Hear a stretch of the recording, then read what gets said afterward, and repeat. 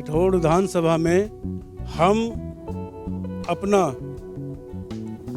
अल्हम्दुलिल्लाह आने वाले मार्च की 10 तारीख को जीत का परचम लहराएंगे, क्योंकि मैं एक निडर सैनिक हूं जो कि भारत तिब्बत सीमा पुलिस बल में 28 साल नौकरी करके आया हूं। नमस्कार दोस्तों, 2022 का चुनाव अब बिल्कुल नज़दीक आ चुका है। 10 तारीख को पहला चरण है, नामांकन की प्रक्रिया भी शुरू हो चुकी है और तमाम राजनीतिक पार्टियों ने अपनी सूची भी जारी कर दी है। और आज MIM पार्टी ने भी पहली सूची जारी की है।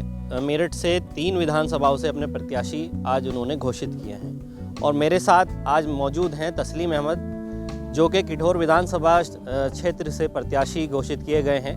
उन्हीं से सीधी बात करेंगे कि किस तरह से वो इस चुनाव को देख रहे हैं और कितना अहम इसमें योगदान रहने वाला है। तो सीधी बात हम तस्लीम अहमद साहब से करते हैं। साहब, सबसे पहले आपका चैनल में खैर मकदम है और सबसे पहले क्षेत्र की जनता के लिए क्या संदेश देना चाहेंगे? जी शुक्रिया। पहले तो मैं आप मीडिया वालों का धन्यवाद करता हूं जो आपने बहुमूल्य समय निकाल के और हमारे पास पहुंचे आप। और रही किठौर विधानसभा की, किठौर विधानसभा में हम अपना अल्हम्दुलिल्लाह आने वाले मार्च की 10 तारीख को जीत का परचम लहराएंगे। रणनीति हमारी ये रहेगी कि जो लोगों को काम नहीं किए, लोगों के जो पीछे रहे हैं, विधायक रहे हैं, जो भी रहे हैं, जैसे मान लिया सतबीर त्यागी जी हैं, अभी वो चुनाव लड़े थे, जीत गए और उसके बाद क्षेत्र में कहीं कोई काम नहीं किया, कोई विकास नहीं किया उन्होंने। जैसे कि विकास के नाम पर हमारे रहेगा शिक्षा, अस्पताल, जो बुजुर्ग हैं उनकी पेंशन, तो ऐसे जो विकास हैं वो हम पूरा कराएंगे। और अल्हम्दुलिल्लाह अगर हम जीत के आते हैं तो जो काम नहीं हुए वो करेंगे। जनता को हम जो है खुश रखना चाहते हैं। तस्लीम जी, जैसा कि देखा जा रहा है कि तमाम राजनीतिक पार्टियां, जो बड़ी बड़े चेहरे सामने हैं, पूर्व विधायक भी सामने हैं, जो अभी प्रेजेंट में विधायक रहे हैं वो भी सामने हैं आपके। सबसे बड़ी चुनौती आपके सामने कौन है, किसको मान रहे हैं? देखो जी, मैं अपने सामने किसी को चुनौती नहीं मान रहा हूँ। क्यों?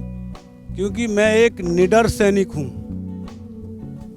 जो कि भारत तिब्बत सीमा पुलिस बल में 28 साल नौकरी करके आया हूँ। उसके बाद अगर मुझे डर होता किसी का तो मैं चीन के बॉर्डर पर से कभी भाग के चला आता वहाँ से। तो इसलिए मैं किसी से ना डर रहा हूँ, ना मेरे साहब ना कोई चुनौती है। मैं इलेक्शन के लिए उतरा हूँ और अल्हम्दुलिल्लाह मैं जीत कर आऊँगा। अच्छा, एक मेरा ये सवाल है कि ये राजनीति में आप किस तरह से आए, किस तरह से उतरे, इसकी बताइए इसके बारे में। जी, राजनीति में मैं तो अभी आया हूँ कुछ साल भर से, लेकिन हमारे भांजे हैं मुफ्ती कामिल कासमी साहब, ये 2015 से पार्टी के साथ हैं और इन्होंने बिहार, महाराष्ट्र वो इलेक्शन कराए हैं। इनको बहुत अच्छा तजुर्बा है राजनीति का। तो इन्होंने खूबियाँ हमसे बताई पार्टी की। या ओवैसी साहब जो स्पीच देते हैं, हमने भी वो सुना, जो सच्चा, अच्छा, ईमानदार है, बढ़िया काम करने वाला, निडर है, अल्लाह से डरने वाला, दुनिया में किसी ने डरने वाला है। और हमारे मुफ्ती कामिल कासमी साहब हैं, इन्होंने ये चीज़ हमें बताई है कि देखो एक अच्छी ईमानदार पार्टी भी है और लोगों की इंसाफ दिलाने वाली है। और जो जुर्म हो रहा है, जुर्म के लिए हक की आवाज़ कहीं उठाना है तो आज ओवैसी साहब उठाते हैं, वरना कोई नहीं उठाता है। ये सोच के हमने पार्टी ज्वाइन की है, अल्हम्दुलिल्लाह पार्टी में हैं और आज लिस्ट जारी हो गई है उम्मीदवार की, तो उसमें मैं भी उम्मीदवार किठौर विधानसभा से हूँ अल्हम्दुलिल्लाह। लगातार पार्टी पे एक आरोप लगता रहा है कि ये भाजपा की बी पार्टी है और मुसलमानों की जो है हमदर्द बनना चाहती है, लेकिन कहीं ना कहीं इससे समाजवादी पार्टी को नुकसान होने वाला है। जो मुस्लिम कैंडिडेट खड़े हैं उनको नुकसान हो जाएगा। इसको किस नज़रिए से देख रहे हैं और कैसा मानते हैं कि जो लोग कहते हैं भारतीय जनता पार्टी की बी पार्टी कहा जाता है?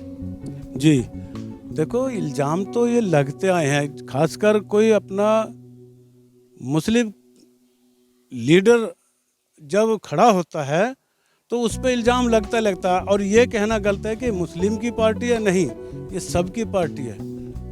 हिंदुओं की भी पार्टी है और दलितों की पार्टी है, मजलूमों की पार्टी है, और जो बेचारे बिना मतलब शिकार हो जा रहे हैं, जैसे मॉब लिंचिंग के शिकार हैं या बलात्कार के शिकार हैं हमारी बहन बेटियां उनके, तो उनके लिए जो हक के लिए लड़ रहा है वो वैसी तो लड़ रहा है। सड़क से लेकर सांसद तक अगर चिल्लाता है तो वैसी चिल्लाता है।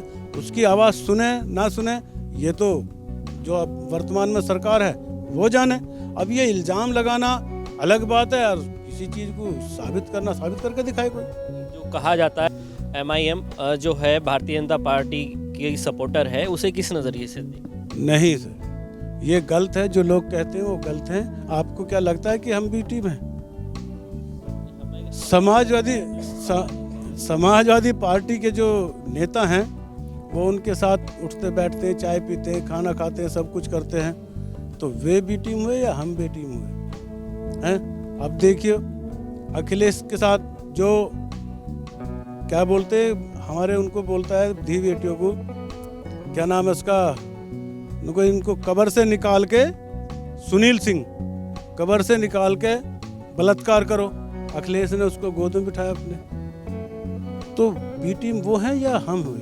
बी टीम वो हैं, वो इल्ज़ाम लगाते हैं, लगाते रहो। हम झूठे जुमलों से नहीं डरते हैं, सिर्फ अल्लाह से डरते हैं और इनकी बातों में नहीं आने वाले। अब चुनाव का दौर शुरू हो गया, आज आपका नाम भी फाइनल हो चुका है। किस तरह से तैयारी कर रहे हैं और क्या क्या रणनीति बनाई है? किस तरह से लोगों से बातचीत की जा रही है? कहाँ तक आपने?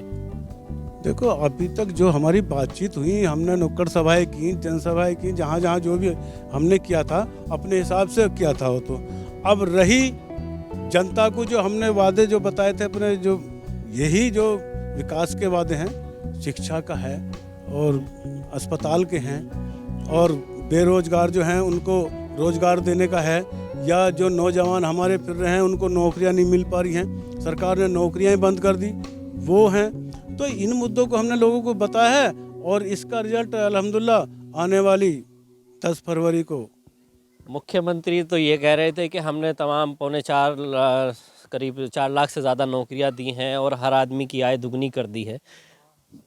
देखो कहने और करने में फ़र्क है। आप ये बताइए, आप जिस क्षेत्र से आते हैं, आपको आपके क्षेत्र में कितनों को नौकरी दी है? नौकरी दी नहीं है, ली है वापस। आपको एक चीज़ और बता देता हूँ, मैं पैरामिलिट्री फोर्स से आता हूँ, रिटायर्ड हूँ।